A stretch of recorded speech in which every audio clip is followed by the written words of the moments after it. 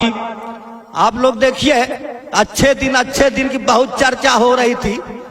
तो अच्छा दिन आयल गईल खुशहाली और शादी विवाह बंद बिरहा कव्वाली। हर धरना प्रदर्शन से मैदान खाली और भाग गईली दुर्गा हेराय गईली काली और माला झुरवाए डाले घर ही में माली। वह सीता के नैहर से घुर गए नेपाली और अयोध्या में मंदिर बने हाली हाली और जनता से कहले बजावा लोटा थाली और जोगी बाबा शंख घंटा बजावा कोरोना भगावा कोरोना भगावा। तो दूरी बनावा रहा मत इकट्ठा, दूरी बनावा रहा मत इकट्ठा और जाबा लगावा मुंह पे बांधा दुपट्टा, जाबा लगावा मुंह पे बांधा दुपट्टा। और बैंक में रोज होला धक्की का धक्का और क्रिकेट वाले के बंद चौका छक्का और बंद कारखाना बंद सारा भट्ठा।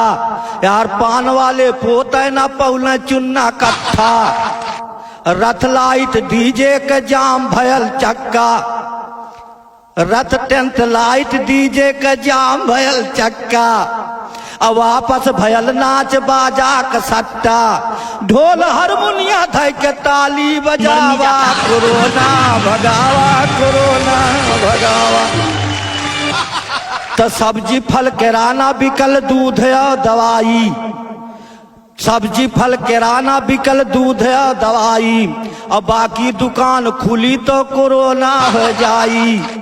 अलमारी में हलवाई के सर गईल मिठाई और दाढ़ी बार घर घर बनावेल नाई और छोट दुकानदार के बंद बा कमाई और MBA कयल सब नरेगा में जाई और जनता के हक में एकठे कैले भलाई।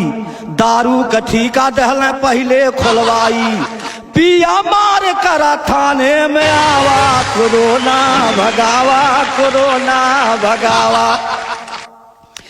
तो जनता समझना ही पावत सियासत और 12 बजे रतिये में आवे ले आफत। नोटबंदी GST कोरोना में सासत, प्रवासी मजदूरन के भइल खूब हिफाजत। अब आधा मर गईले आधा घरे अइले हाफत और 14 दिन जाई जे मिली छीकत खासत और होई मुकदमा अगर करबा खिलाफत। 56 इंच सीना के दिखा दहले ताकत, बुझावा बलफ घर में दिया जरावा कोरोना भगावा कोरोना भगावा। जय जय।